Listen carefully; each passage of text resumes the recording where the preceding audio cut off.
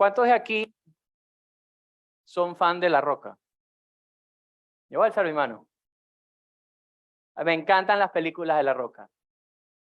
Y el día de ayer, justamente fuimos al cine y nuestros hijos, porque habían sacado una nueva película de él. Y es increíble cómo este hombre transmite algo. Y este hombre transmite como que no tuviera miedo de nada. Literalmente le caen balazos, no le pasa nada, se levanta y sigue y pelea y no tiene miedo alguno. Y siempre me hago esa pregunta, ¿qué hay en el corazón de estos hombres para que no tengan temor? Ahora, La Roca es pura ficción, por si acaso. Yo me imagino que si pasa por ahí un ratón, él ha de brincar y ha de saltar de miedo.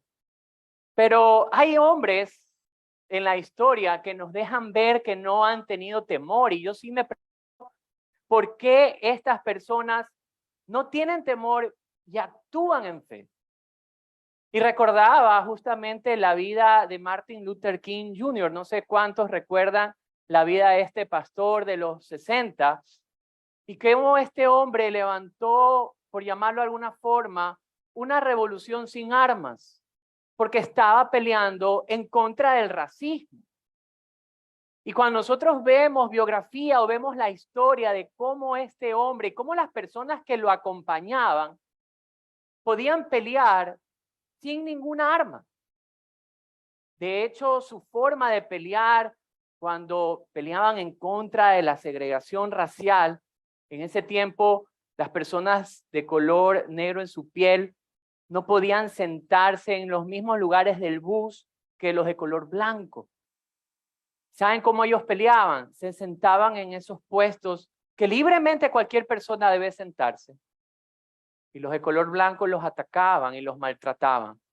Pero su filosofía era de pelear sin armas. ¿Cuántos de nosotros iríamos a una pelea sin armas? Iríamos tal vez a una batalla sin una, aunque sea un bate de béisbol, algún lado. Y siempre me he hecho esta pregunta, ¿qué hay en el corazón de estos hombres para que no tengan temor y puedan alcanzar victorias y puedan pelear batallas? Porque todos en la vida, usted y yo, vamos a tener que enfrentar batallas. Pero, ¿cómo las vamos a combatir? ¿Va a haber temor? ¿Va a haber confianza? ¿Huiremos de la batalla o pelearemos? ¿Cómo lo haremos?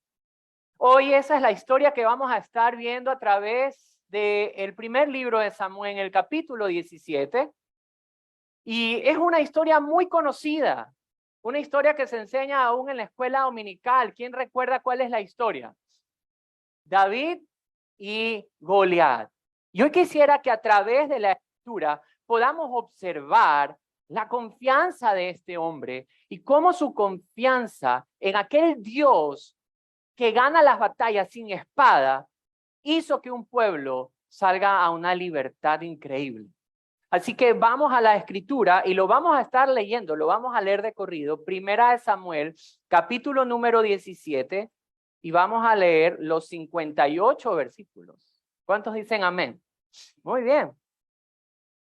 La palabra de Dios dice así. Los filisteos juntaron sus ejércitos para la guerra y se congregaron en Soco, que es de Judá, y acamparon entre Soco y Aseca, en Efes-Damim. También Saúl y los hombres de Israel se juntaron y acamparon en el valle de Ela y se pusieron en orden de batalla contra los filisteos. Y los filisteos estaban sobre un monte a un lado e Israel estaba sobre otro monte al otro lado y el valle entre ellos. Salió entonces del campamento de los filisteos un paladín, el cual se llamaba Goliat, de Gat, y tenía de altura 6 codos y un palmo, y traía un casco de bronce en su cabeza, y llevaba una cota de malla, y era el peso de la cota 5,000 siclos de bronce.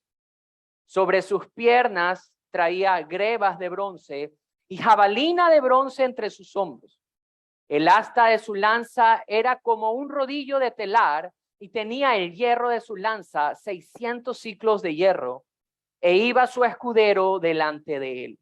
Y se paró y dio voces a los escuadrones de Israel diciéndoles: ¿para qué os habéis puesto en orden de batalla? ¿No soy yo el filisteo y vosotros los siervos de Saúl? Escoged entre vosotros un hombre que venga contra mí. Si él pudiere pelear conmigo y me venciere, nosotros seremos vuestros siervos. Y si yo pudiera más que él y lo venciere, vosotros seréis nuestros siervos y no serviréis. Y añadió el filisteo: hoy yo he desafiado al campamento de Israel. Dame un hombre que pelee conmigo. Y oyendo Saúl y todo Israel estas palabras del filisteo, ¿qué pasó? Se turbaron y tuvieron gran miedo. Y David era hijo de aquel hombre efratio de Belén de Judá, cuyo nombre era Isaí, el cual tenía 8 hijos. Y en el tiempo de Saúl, este hombre era viejo y de gran edad entre los hombres. Y los 3 hijos mayores de Isaí habían ido para seguir a Saúl a la guerra. Y los nombres de sus 3 hijos que habían ido a la guerra eran Eliab, el primogénito, el segundo Abinadab y el tercero Sama. Y David era el menor. Siguieron pues los 3 mayores a Saúl.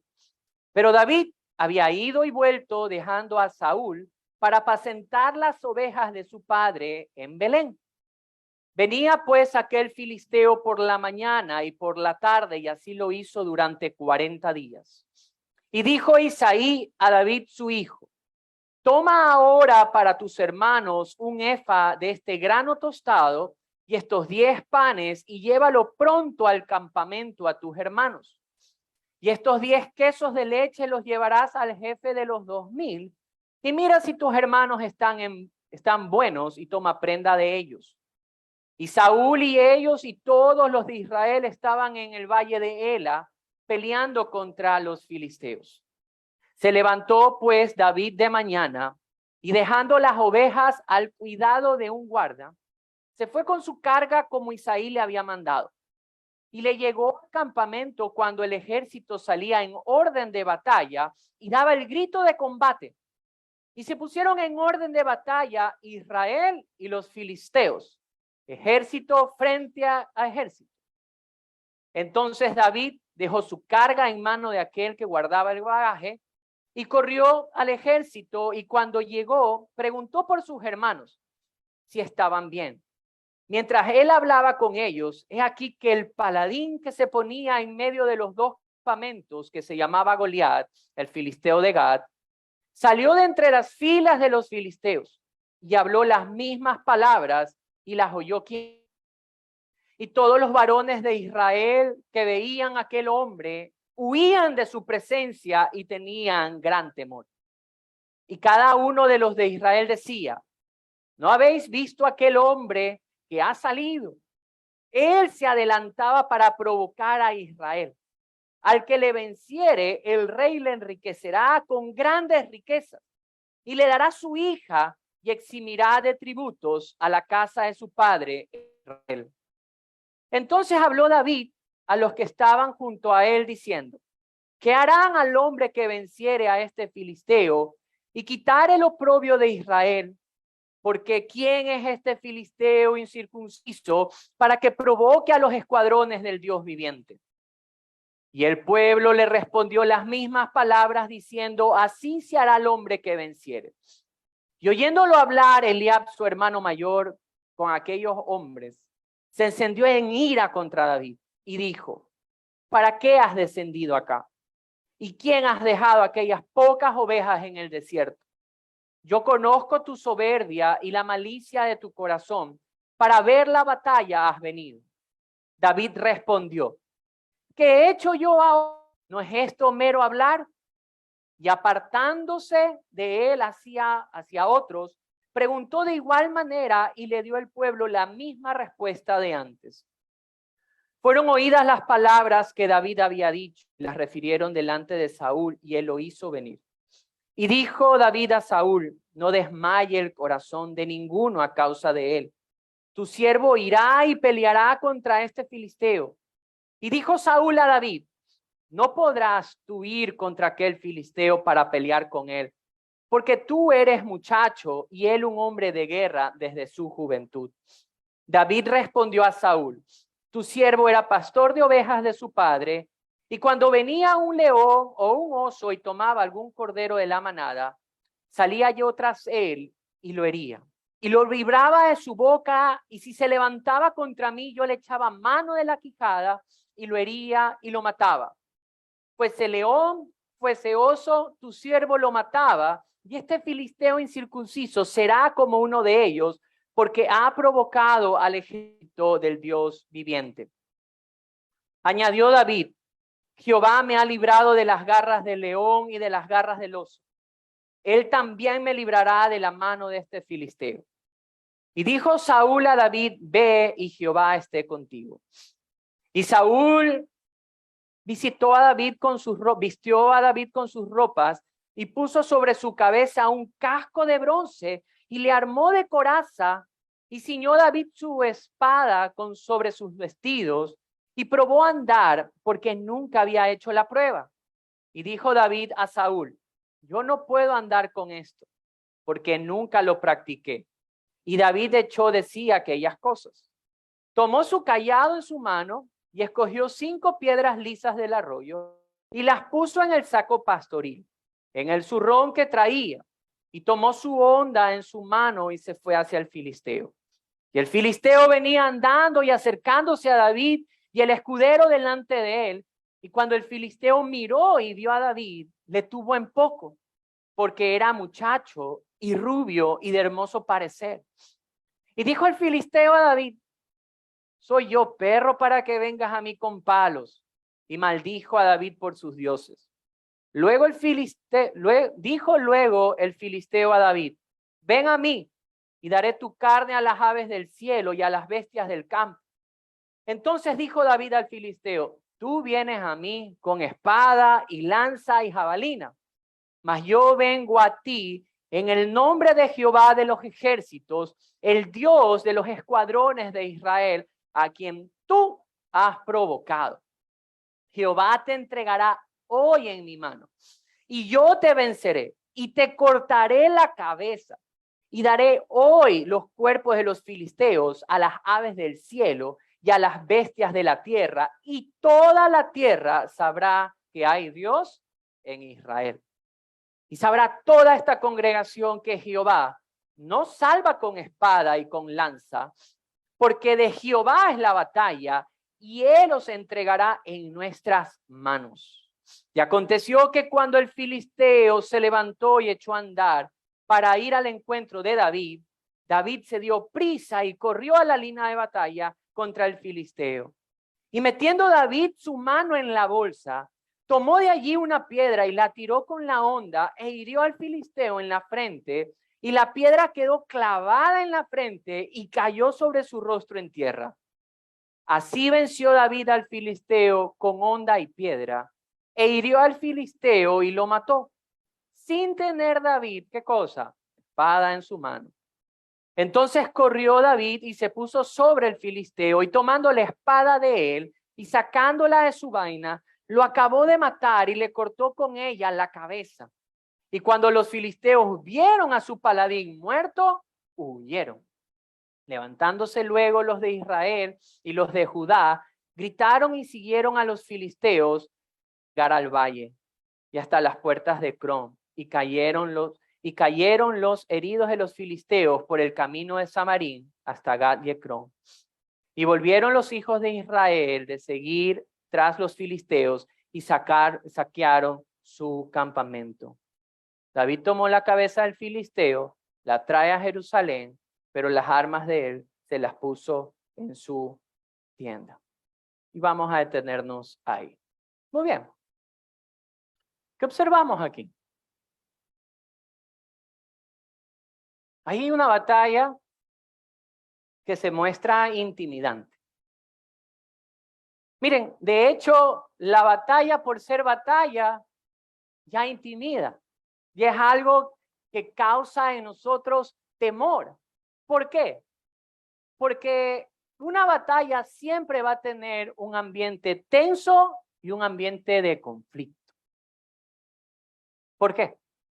Porque siempre hay uno que busca el mal del otro o la derrota del otro. Por eso siempre va a haber tensión, siempre va a haber esta sensación de un conflicto. Una batalla siempre trae dolor de un lado o del otro, en los dos. Queridos amigos, una batalla es intimidante, ¿sabe por qué? Porque nadie quiere atravesar por una batalla.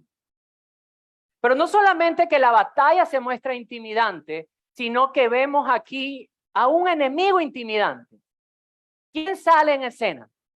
Goliat, ¿verdad? ¿Y cuál es la descripción de este Goliat? ¿Cómo describe la Biblia a Goliat? Venga conmigo, versos 4 al 7. Dice que este Goliat, ¿verdad? Medía o tenía una altura de 6 codos y un palmo. Lo voy a traducir porque busqué otra versión para hacerlo más fácil. Pero este Goliat tenía una altura de casi 3 metros. Tenía un casco de bronce, o sea, tenía que haber sido muy pesado. Una coraza de 5 kilos. 55 kilos, ¿cuánto es? 110 libras, 120 libras, solo la coraza. Yo peso 120, no, ¿qué va a pesar? Ya quisiera hacer. Pero es algo muy pesado sobre el cuerpo de este hombre y era su coraza, era algo que él lo manejaba con facilidad. Y no solamente eso, sino que la lanza de él era como un rodillo de telar y solo la punta tenía un peso de 7 kilos, o sea, casi 15 libras. Yo he tratado de ir al gimnasio y levantar así y me guindo con 15 libras. Solo la punta de la lanza pesaba casi 15 libras. ¿Qué es lo que quiere decir la escritura aquí? ¿Qué es lo que nos muestra aquí? Miren esto aquí. Estaban entre guerreros, entre ejércitos, pero había uno de ellos que sobresalía, que era el más grande o el más fuerte. Y es que hay batallas diarias. Usted y yo vamos a tener batallas diarias. Pero hay batallas que se muestran más grandes, más intimidantes. Batallas que por la característica de su fuerza no vamos a querer lidiar con ellas. Yo me lo imagino a Goliat. Miren, en cierta ocasión cuando tenía unos 12, 13 años salí a patinar por la Kennedy. En la Kennedy todavía no había mucho carro, entonces uno podía patinar tranquilo. Saliendo a patinar por la Kennedy, ustedes conocen esta raza de perros que se llaman Gran Danés. Son inmensos, pero inmensamente grandes. Y uno a los 12 todavía desarrollado, entonces uno chiquitito. Y yo iba solo y me encuentro con este gran animalote ahí y no había nadie alrededor de mí. No tienen idea el pánico que sentí. Solamente observar a alguien más grande y más fuerte ya te intimida. Y esto es lo que se muestra aquí con este gran guerrero. ¿Cuál era el propósito de este guerrero? ¿Qué era lo que quería hacer este guerrero? Miren la propuesta o el desafío que les trae en los versos números 8 y 9. Dice la Biblia, y separa y da voces a los escuadrones de Israel diciéndoles: ¿para qué os habéis puesto en orden de batalla? ¿No soy yo el filisteo y vosotros siervos de Saúl? Escoged de entre vosotros a un hombre que venga contra mí, y si él pudiere pelear conmigo y me venciere, nosotros seremos vuestros siervos, y si yo pudiere más que él y lo venciere, vosotros seréis ¿qué cosa? Nuestros siervos y nos serviréis. Wow. Entonces, ¿qué buscaba este gran enemigo? Quería esclavizarlos. Quería hacer del pueblo de Israel sus siervos. Quería traerlo de esclavitud. Pero ¿saben algo? Aquí hay algo interesante. En cierto sentido, ya estaban esclavizados. Ya estaban esclavizados. ¿Saben por qué? Por medio del temor. Se presenta este gran hombre, desafía a uno solo, se muestra tan grande, tan fuerte. Todos ahí ya estaban con miedo.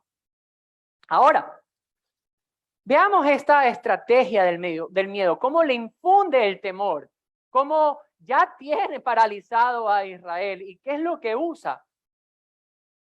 Primero,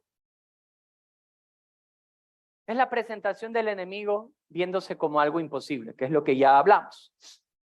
Pero lo segundo es la invitación a la pelea cara a cara.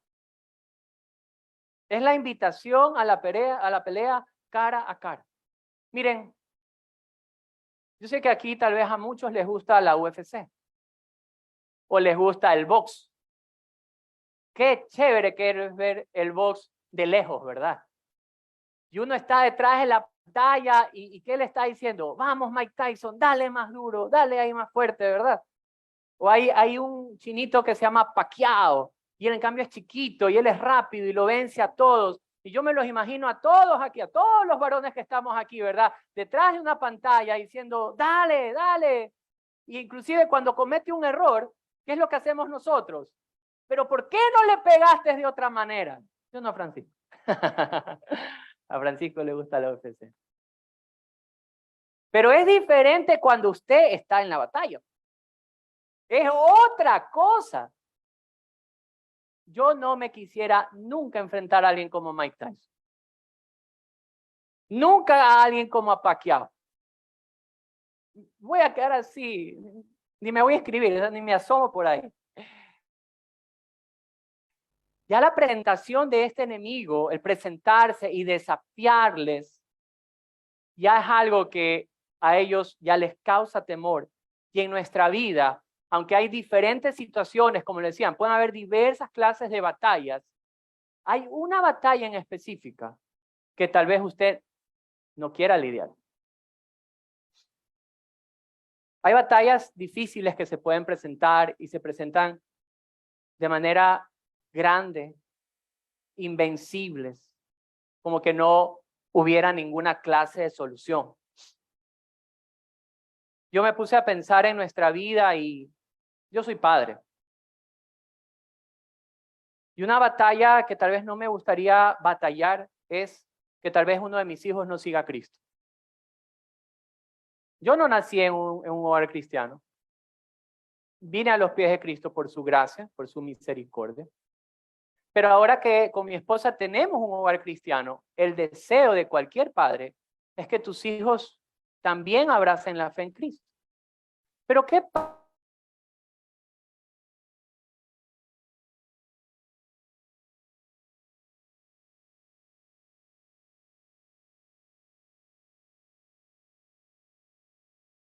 estar ahí presentes? ¿Qué pasa si tienes una amistad a la que tal vez quieres mucho, pero reconoces que es una mala amistad y debes confrontarlo? No lo quieres confrontar, no quieres tal vez dejarlo. ¿O qué pasa si hay un pecado que no quieres confesar?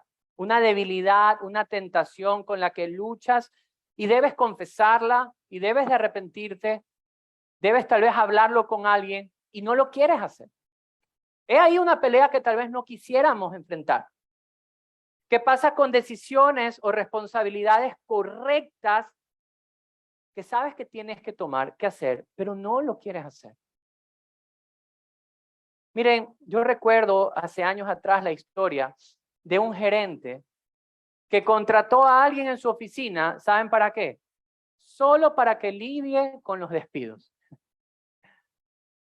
Como gerente tenía que lidiar y decirle al personal, ¿sabes qué? Mira, tienes que salir de la empresa. Pero este gerente contrató a alguien más solamente para que esa persona haga los despidos, porque no le gustaba la confrontación. Hay batallas que no queremos enfrentar. Tenemos una batalla intimidante, tenemos un enemigo que intimida, pero ¿saben qué? Esto causa que el ejército esté también intimidado.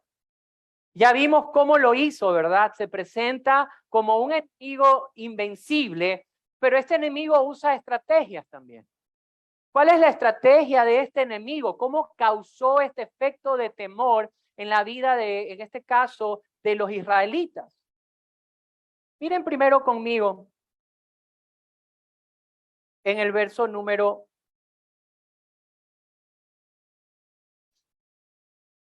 8 al 9, y luego vamos a brincar un ratito al 16. Dice que Goliat salía y daba voces y decía, ¿para qué se ponen en puestos de orden de batalla? ¿No soy yo el filisteo y vosotros los siervos de Saúl? Escoged entre vosotros un hombre que venga contra mí. Y si él pudiere pelear conmigo y me venciere, nosotros seremos vuestros siervos. En el verso 10 dice, y añadió el filisteo, hoy yo he desafiado al campamento de Israel, dadme un hombre para que pelee conmigo. Esto de aquí, él no solamente lo dijo ese día, sino que mira el verso 16 lo que nos añade. Y venía pues aquel filisteo por la mañana, por la tarde, y así hizo durante, ¿qué cosa? 40 días. Este hombre perseveró en intimidarlo. Era algo constante. Dice la escritura que este hombre venía tanto en la mañana y en la tarde con ese mismo mensaje y se presentaba a él mismo. ¿Cuántos días estuvo haciendo esto según la escritura? 40 días. ¿Y saben lo que hizo Israel durante 40 días? Nada. ¿Qué causó entonces la intimidación? La paralización. Lo paralizó. Este ejército no podía hacer nada por el temor. Estaban paralizados. No querían confrontar, no querían batallar. No solamente que causó eso, sino mire lo que dice el verso 23 y 24. Mientras él hablaba con ellos, he aquí que aquel paladín que se ponía en medio de los dos campamentos, que se llamaba Goliat, el filisteo de Gad, salió entre las filas de los filisteos y habló las mismas palabras. Las oye David, pero mire la reacción de los israelitas, verso 24. Y todos los varones de Israel que veían a aquel hombre huían de su presencia y tenían, ¿qué cosa? Gran temor. ¿Qué hacían con la confrontación? ¿Qué es lo que hizo el temor en ellos? Huir. Corrían, huían.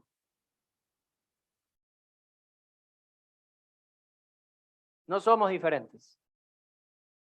No somos diferentes.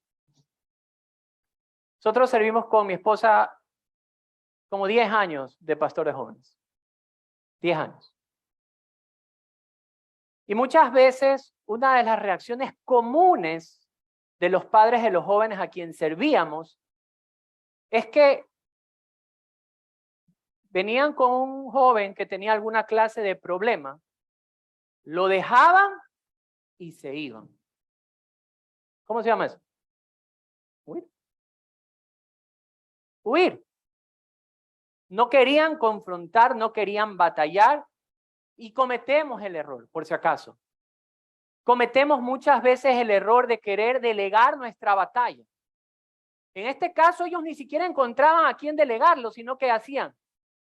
Huían, se iban, no solamente que se paralizaron y no hicieron nada, sino que también huyeron. Pero no solamente esto, ¿qué más causó el temor en el pueblo de Israel? Venga conmigo, por favor, al verso número 25. Y cada uno de los de Israel decía, ¿no habéis visto aquel hombre que ha salido? Y si él se adelantaba para provocar a Israel. Y miren esto de aquí. Al que le venciere, o sea, quien venciere a Goliat, el rey le enriquecerá con grandes riquezas y le dará su hija y eximirá de los tributos a la casa de su padre en Israel. O sea, el temor causó que ellos no pudieran vivir ninguno de estos beneficios. ¿Y qué beneficios? ¿Qué iba a darles el rey? Riquezas. ¿Qué les iba a dar el rey? Su hija. O sea, iba a ser familia del rey. ¡Wow! Familia del rey. ¿Y qué más? ¿Vieron ese beneficio también de no pagar tributos? tenían eso delante de ellos, queridos amigos. Tenían los beneficios delante de ellos. Pero el temor los paralizó. Hizo que huyeran. Pero sobre todo, miren esto de aquí. No podían gozar de ninguno de los beneficios. ¿Por qué el ejército se quedó así? ¿Por qué el ejército quedó atemorizado? Es la pregunta. ¿Por qué se paralizó? ¿Por qué estaba turbado? Porque habían olvidado algo. Que Dios vence sin espada. Que Dios no es el Dios de las espadas, Dios no es el Dios de los grandes ejércitos. Ese no es nuestro Dios, no es el Dios de Israel, no es el Dios que está proclamando aquí. De hecho, acompáñenme a Deuteronomio 7, por favor. Y en Deuteronomio 7, en los versículos de 17 al 19, Deuteronomio 7, del 17 al 19, miren las palabras de Dios hacia Israel. Deuteronomio 7, del 17 al 19, dice así: si dijeres en tu corazón, estas naciones son mucho más numerosas que yo, ¿cómo las podré exterminar? No tengas temor de ellas. Acuérdate bien lo que hizo Jehová tu Dios con Faraón y con todo Egipto, de las grandes pruebas que vieron tus ojos y de las señales y milagros y de la mano poderosa y el brazo extendido con que Jehová tu Dios te sacó. Así hará Jehová tu Dios con todos los pueblos de cuya presencia tú, ¿qué dice la Escritura?, temieres. El pueblo había olvidado las palabras de Dios. Dios le había dicho a su pueblo que cuando tuviera temor de algún pueblo grande, ellos deberían de traer a su memoria, ¿qué cosa? Su palabra. Deberían de traer a su memoria los hechos que Dios ya había hecho a favor de su mismo pueblo. Israel estuvo esclavo en Egipto. ¿Cómo salieron de ahí? Si no eran un ejército, eran un pueblo de esclavos. Miren su condición, pero ¿cómo vinieron a la libertad? Fue por medio del obrar y la acción directa de Dios a favor de su pueblo. Dios no usa espadas para traer victoria. Y su pueblo había olvidado que Dios gana sus batallas sin espada. Y porque olvidaron eso de ahí, es que tenían temor. ¿Quién entra en escena? Volvamos a 1 Samuel 17. Entra en escena un joven pastor que no estaba intimidado. Un joven pastor que viene obedeciendo, en este caso, a su padre para traer la comida a sus hermanos, para ver cómo estaban sus hermanos, y se encuentra con este filisteo, este grandulón que estaba avasallando al ejército de Israel. Quiero hacer una pregunta aquí. ¿Cuál fue el instrumento entonces de Dios para traer victoria a su pueblo? Un joven pastor. Un pastor que nadie conocía en ese tiempo. No se sabía. Nosotros tal vez miramos con la lupa de nuestro contexto y entendemos nuestra época y ya sabemos qué pasa con David y todo, pero ahí nadie sabía quién era David. Pero este pequeño instrumento, por llamarlo de alguna forma, va a traer una gran lección a todo un pueblo, a todo un ejército. Este fue su instrumento, un instrumento que confiaba en Dios. ¿Y cómo actúa alguien que ha puesto su confianza en Dios y que no se ha dejado intimidar por lo grande del enemigo? ¿Cómo actúa? Observemos la escritura. Vamos a los versos 23 y 26. Y mientras David hablaba con ellos, he aquí que aquel paladín se ponía en medio de ellos, de los dos campamentos, que se llaman Goliat, el filisteo de Gat, salió entre las filas de los filisteos y habló las mismas palabras, pero ¿quién las oye aquí? David. las oye David y todos los varones de Israel que venían a aquel hombre huían de su presencia con gran temor. Aquí es donde el verso 25 David pregunta qué le van a dar a aquel que lo venciere. Y el 26 observen lo siguiente. Entonces habló David a los que estaban junto a él diciendo, ¿qué harán a los hombres que vencieren a este filisteo y quitar el oprobio de Israel? Porque, esto me encanta, porque ¿quién es este filisteo incircunciso? Oiga, qué buen insulto tan bonito.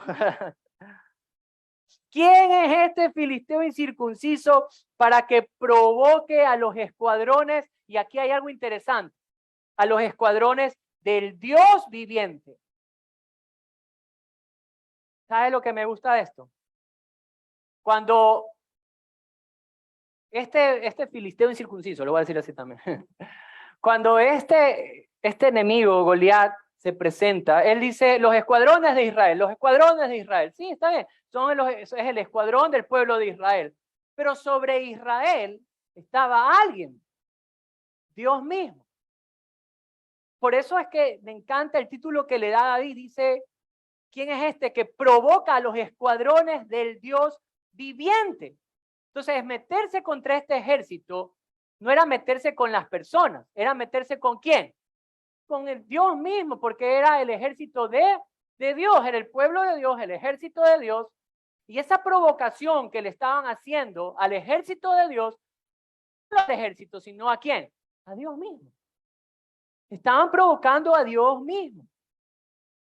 Cuando nosotros vemos tal vez en esto, en nuestro tiempo, en nuestra época, yo recordaba en el momento en la que Saulo de Tarso luego se convierte a Pablo, él empieza a perseguir a la iglesia.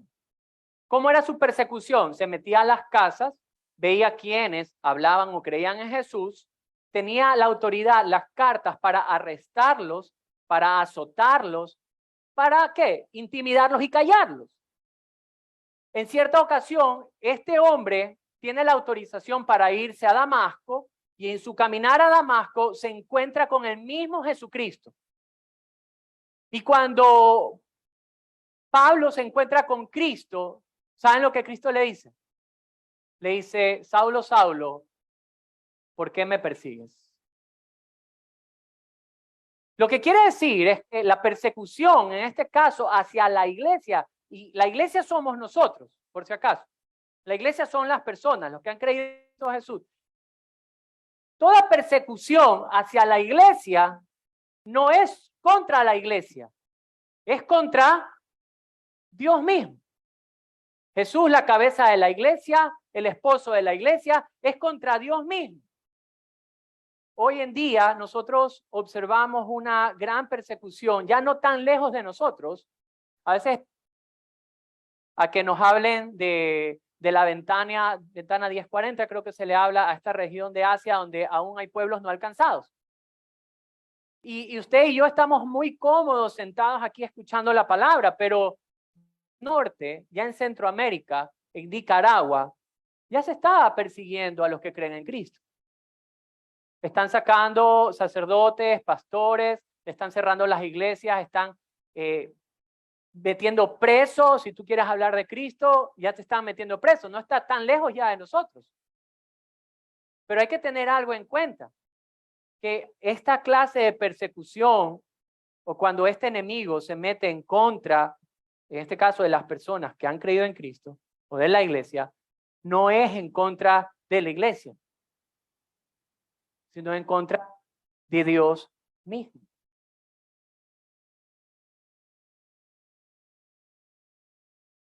En cierta ocasión conocí la historia de una familia que estaban bien, pero la madre de esa familia dijo, el diablo se ha metido. Literalmente, me acordaba de la imagen que usaba David la semana pasada poniendo a alguien en la puerta, a José en la puerta. Y esta familia empezó a tener muchas clases de batallas internas, donde el esposo faltaba respeto a la esposa, donde empezó a haber infidelidad dentro de ellos, donde los hijos empezaron a rebelarse en contra del padre. Algo muy fuerte. Algo muy fuerte. Esta mujer creía en Cristo. Creía en Cristo.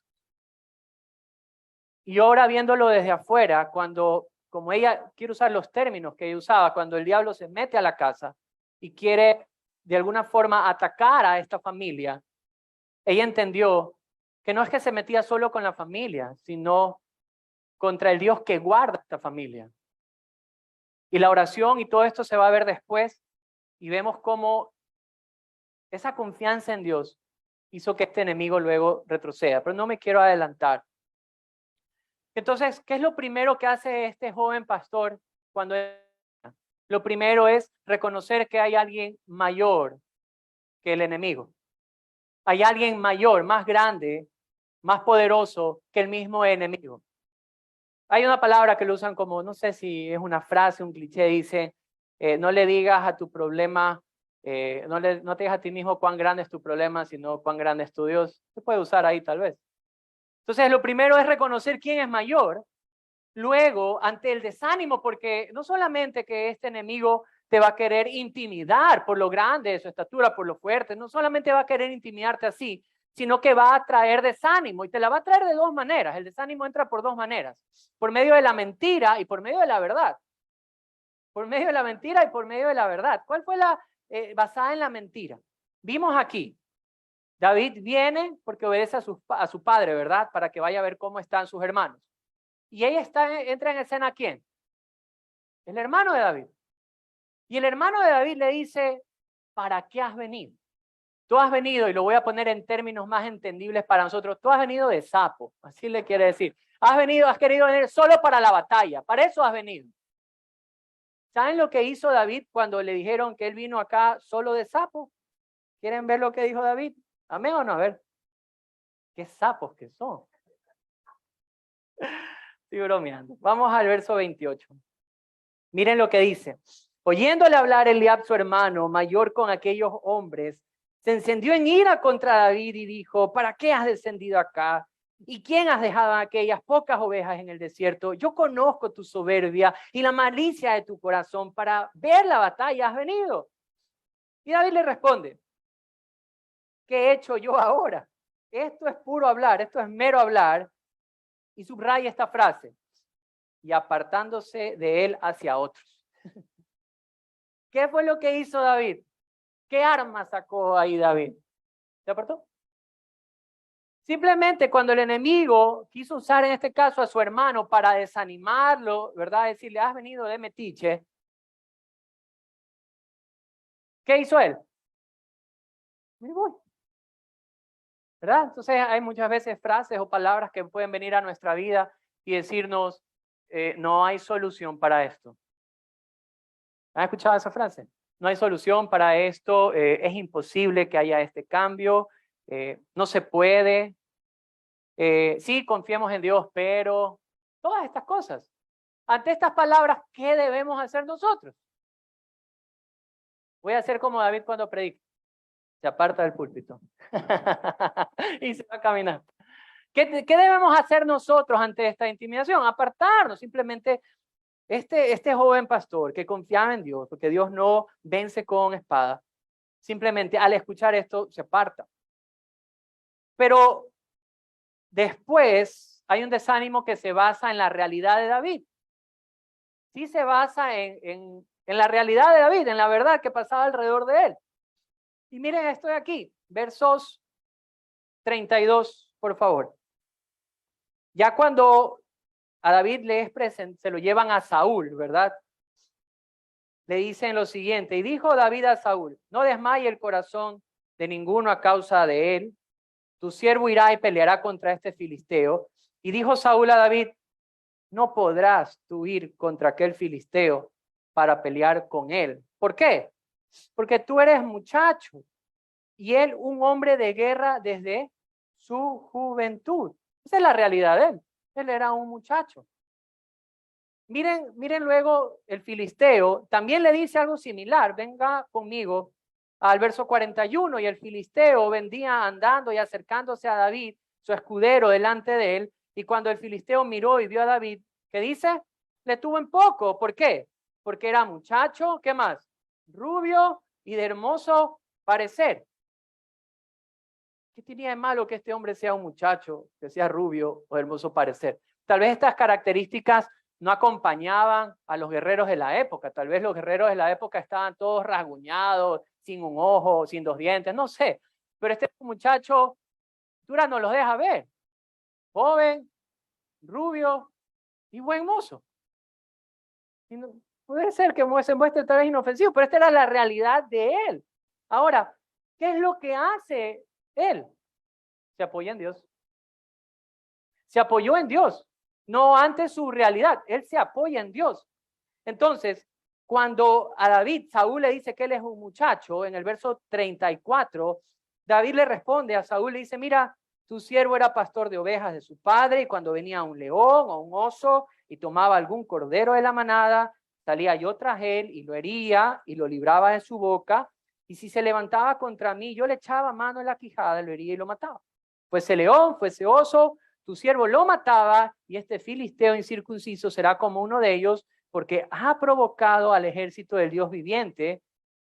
Dice, y añadió David, Jehová me ha librado de las garras del león y de las garras del oso, él también me librará de la mano del filisteo.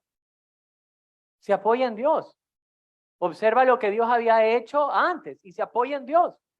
Y es la misma respuesta que le da al filisteo. Al filisteo coge y le dice el verso 45, tú vienes a mí con espada y lanza, mas yo vengo a ti en el nombre de Jehová de los ejércitos, el Dios de los escuadrones de Israel, a quien tú has provocado.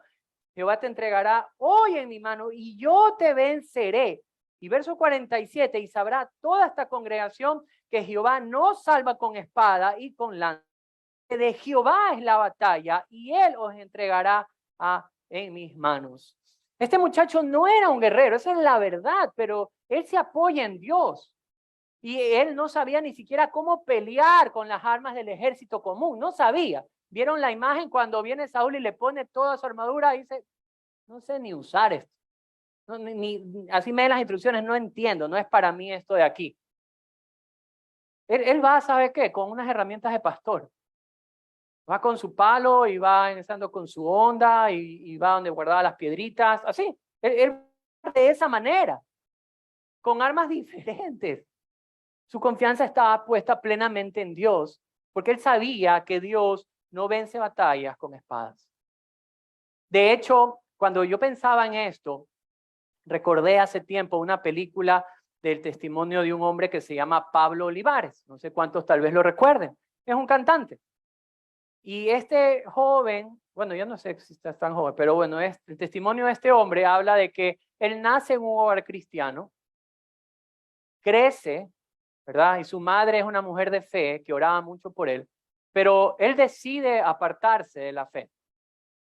Y él empieza a caminar con gente de este rock pesado y empieza a coger estas costumbres de ouijas, bueno, todas estas cosas, hasta volverse un hombre muy entendido en el satanismo, y su música se la dedicaba a Satanás. Imagínense eso. Pero ¿saben lo que hacía su madre? Oraba por él. Oraba, empezaba a orar, a doblar sus rodillas. Fue tal su rebeldía que en un tiempo, la imagen de la película es muy bueno, va y maldice a su madre y dice, ya no ores por mí. Es muy fuerte, realmente es muy fuerte. ¿Qué haríamos nosotros tal vez los padres?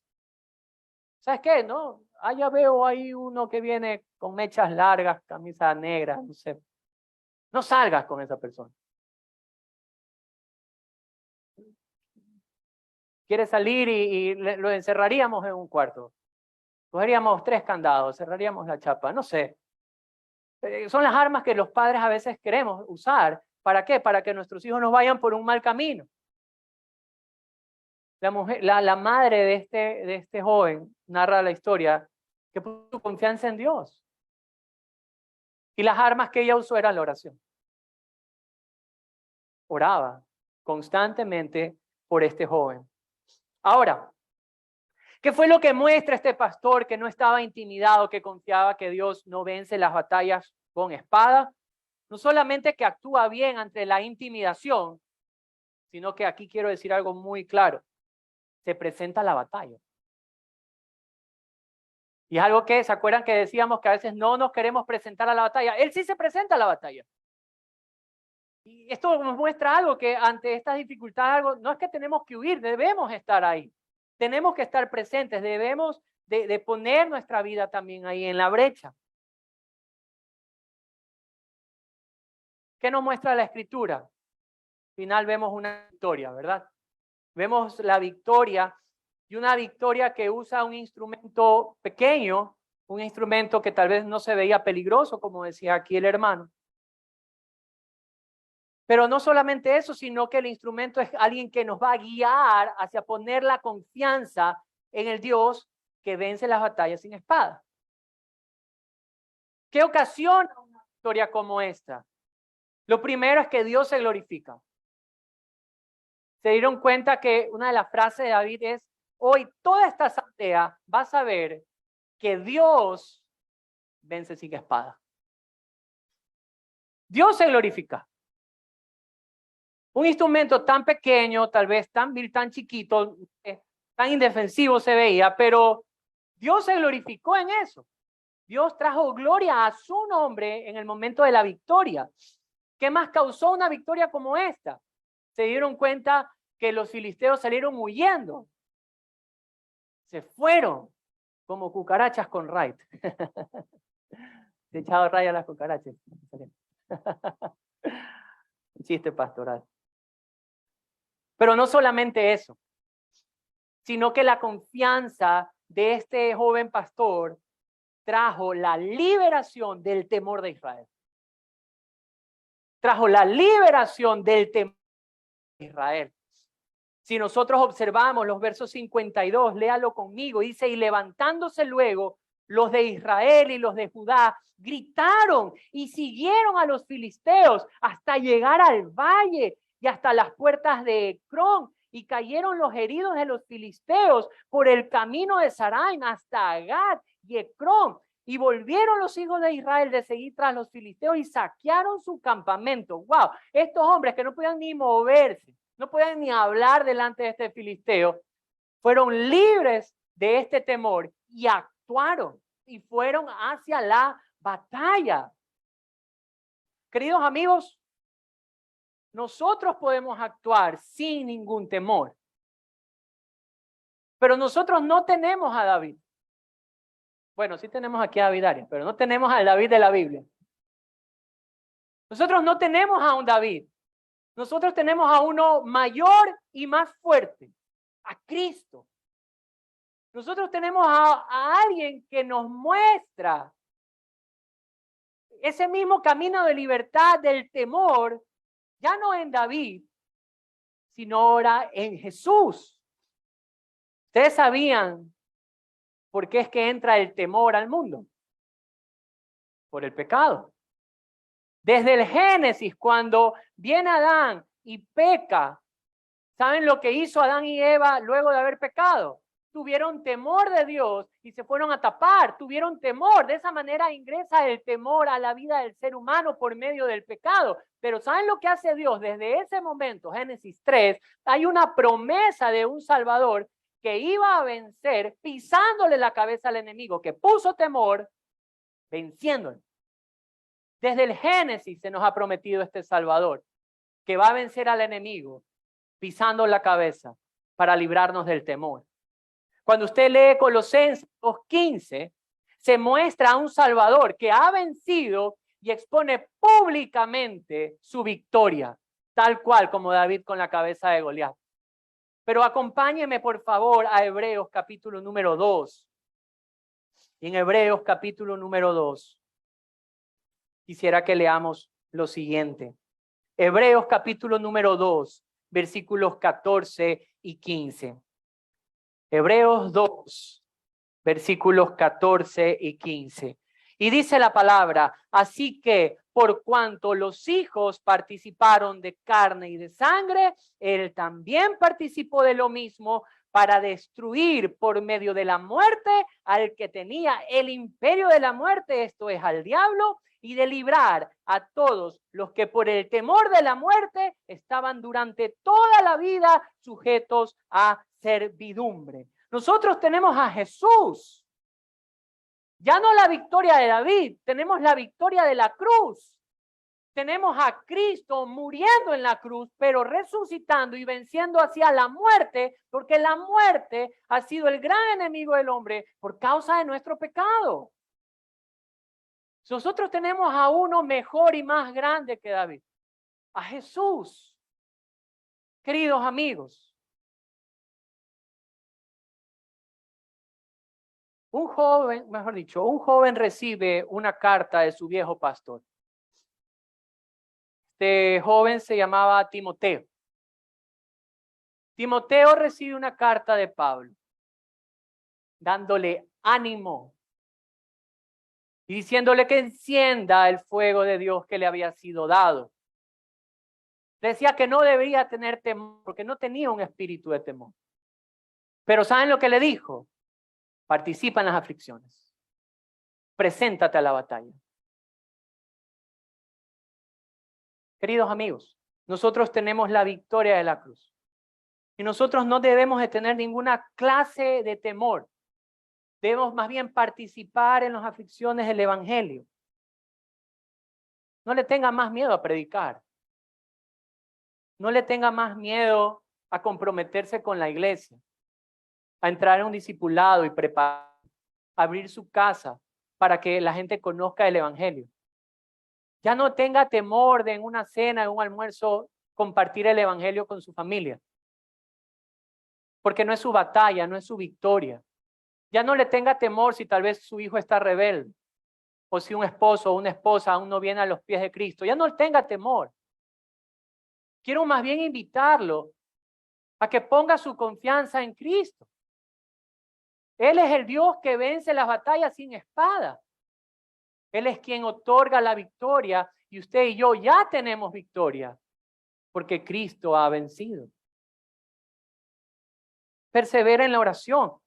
Ya no tenga temor. No tenga temor de hablarle a alguien de Cristo. Y aquellos que tal vez escuchan este mensaje por primera vez o nos vienen visitando en la iglesia o nos vienen escuchando, ya no le tengan temor al compromiso con Cristo. Una de las frases que más recibo cuando alguien tal vez es invitado al bautizo, a creer en Cristo como el Salvador, ¿saben lo que me dicen? Javier, es que me da miedo fallarle.